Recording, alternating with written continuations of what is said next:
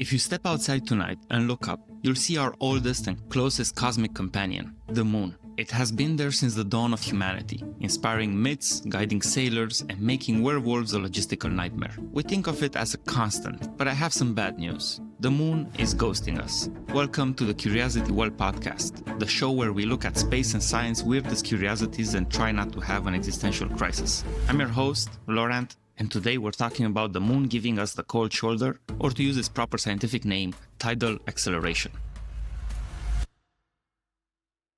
It's happening very, very slowly, but it is unequivocally leaving.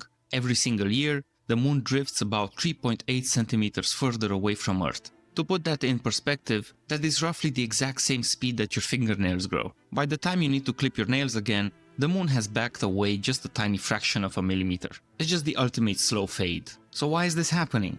Did we say something wrong? It all comes down to a cosmic tug of war, specifically involving our oceans. You probably already know that the moon's gravity pulls on the Earth, and that pull creates our tides. The water on Earth bulges out towards the moon, and since the Earth is spinning on its axis much faster than the moon is orbiting us, the lunar orbit takes about 27 days while a day on Earth is 24 hours. Because the Earth is spinning so fast, it actually drags the tidal bulge of ocean water slightly ahead of the moon.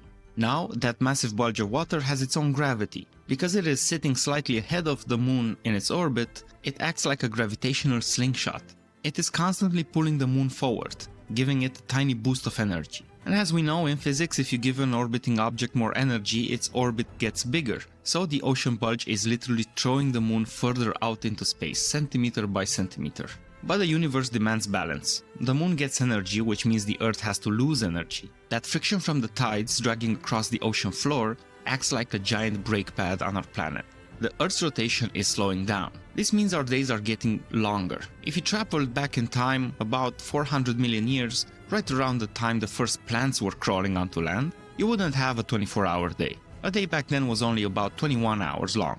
And if you go all the way back to the formation of the moon, over 4 billion years ago, the Earth was spinning so fast that the day lasted a handful of hours, and the moon hung massive in the sky, orbiting a mere 14,000 miles away instead of the 238,000 miles as it sits today. So what happens if the moon actually leaves? What if it breaks the gravitational tether completely and leaves us flying solo? First off, your beach vacations would change. We would still have tides, because the sun's gravity also pulls on our ocean, but they would be drastically smaller. Surfing would be a lot less exciting. But the real nightmare is our planet's posture. The Earth spins on a tilt about 23.5 degrees. That tilt is the entire reason we have seasons. When the northern hemisphere is tilted towards the sun, it's summer. Tilted away, it's winter. The moon acts as a massive gravitational stabilizer for that tilt.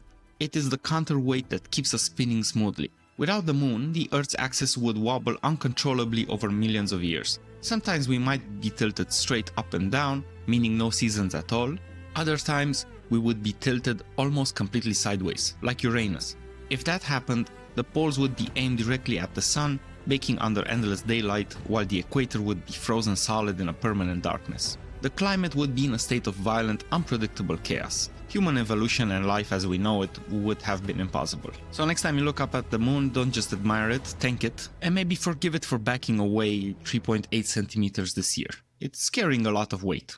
Last time we talked about time dilation and how moving faster means time slows down. That sparked a very practical question from a listener who asks, if all movement is relative and I'm in a rocket ship flying away from Earth, from my perspective, through the window, the Earth is flying away from me. So why is my clock the one that slows down? Shouldn't the people on Earth be the ones experiencing time dilation instead?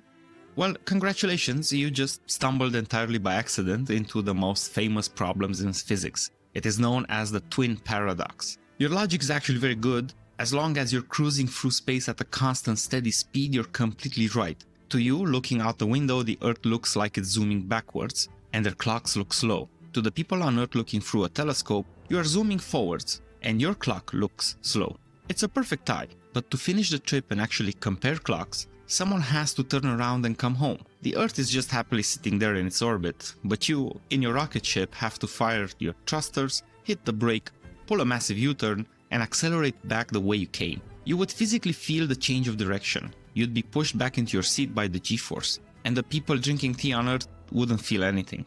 The moment of acceleration, then turning around, is the thing that breaks the tie. Because you are the one who actually changed direction to come home, you are shifting the frame of reference. The universe knows exactly who hit the brakes, which means when you finally land, you are the one who's experienced less time. So movement might be relative, but hitting the brakes is absolute. That's all for the short episode today. Keep your eyes on the sky, keep asking questions, and remember that even if the universe is drifting apart, we're all still stuck on this rock together. Thanks for listening.